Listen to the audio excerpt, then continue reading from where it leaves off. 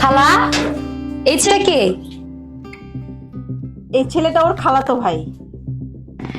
একটা বিষয় কিছুতেই বুঝতে পারছি না, আপনার মেয়ের প্রতিদিন একটা না একটা খালাতো ভাই, ফুফাতো ভাই, চাচাতো ভাই থাকেই থাকে। এত ভাই কোথায় পান? আমাদের আত্মীয় স্বজন থাকলে কি আমাদের বাসায় আসা নিষেধ? আসতে পারবে না? আমি আসলে সেটা বলিনি। আমি তো দেখি প্রতিদিন আপনার মেয়ের রুমে একটা করে ভাই ঢুকিয়ে দেন, আর আপনি বাহিরে বসে পাহারা দেন। এটা কিন্তু মানুষ খারাপ চোখে দেখে। তাই বলছিলাম কি এইসব ভাইটি আনা বন্ধ করেন। আচ্ছা, আমার মেয়ের খালাতো ভাই, ফুফাতো ভাই, ওদের ভাই বোনের মধ্যে কত কথাই তো আছে। সেইখানে আমি মা হয়ে কিভাবে থাকি বলো? ও আচ্ছা, ঠিক আছে। আমি মনে হয় আপনাদের বাড়া ভাতে হাত দিয়ে ফেলেছি। বেশি কথা না বলি, যান যান। আসো বাবা, চলেন। বেশি কথা। ব্যাপারটা তো খুব সন্দেহজনক। একটা আবাসিক এলাকায় রুম ভাড়া করে দেহ ব্যবসা, তাই না? দাঁড়া, বিষয়টা স্যারকে জানাতে হবে।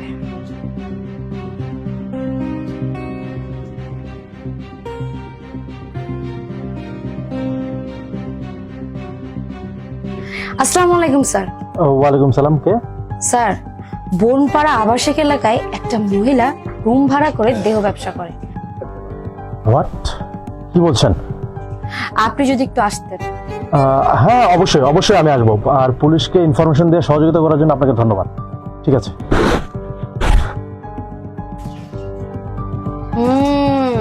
গিট্টু আমি লাগাই দিছি। আসেন।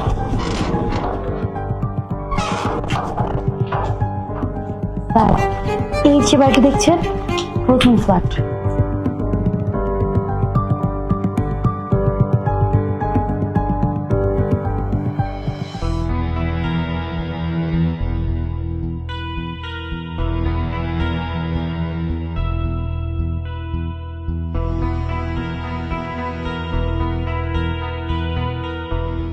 স্যার, আপনি এখানে? আচ্ছা, এই বাসায় কে কে থাকেন আপনারা? আমি আর আমার মেয়ে থাকি। আপনি আর আপনার মেয়ে? হ্যাঁ। আচ্ছা, আপনার মেয়েকে ডাকুন তো। স্যার, ওর তো শরীর খারাপ, ও ঘুমোচ্ছে। ও আচ্ছা, আপনার মেয়ে ঘুমোচ্ছে।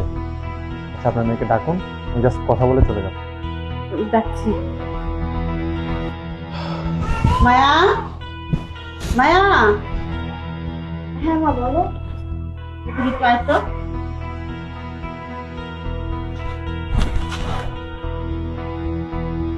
তাই আপনি না বললেন যে আপনার মেয়ে শুধু রুমে আছে, তাহলে এই ছেলেটাকে বলুন।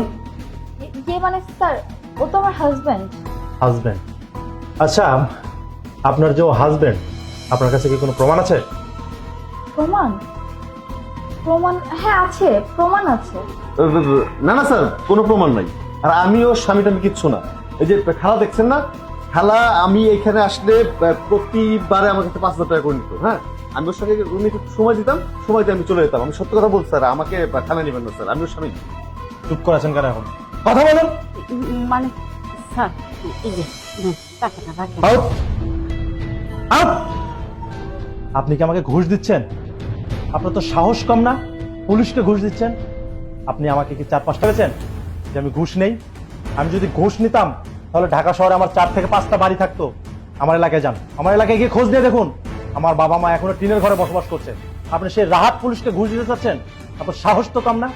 এই রেস্ট্রিক্টেড এরিয়ায় আপনি রুম ভাড়া নিয়ে মেয়েকে দিয়ে দেহ ব্যবসা করাচ্ছেন। আপনার লজ্জা করে না?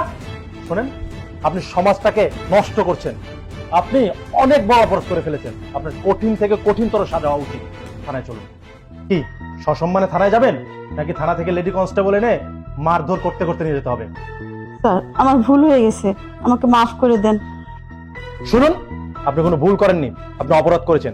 তাই বলছি চলুন, আমার কথাটা শুনুন। যান। আয় মা। যান।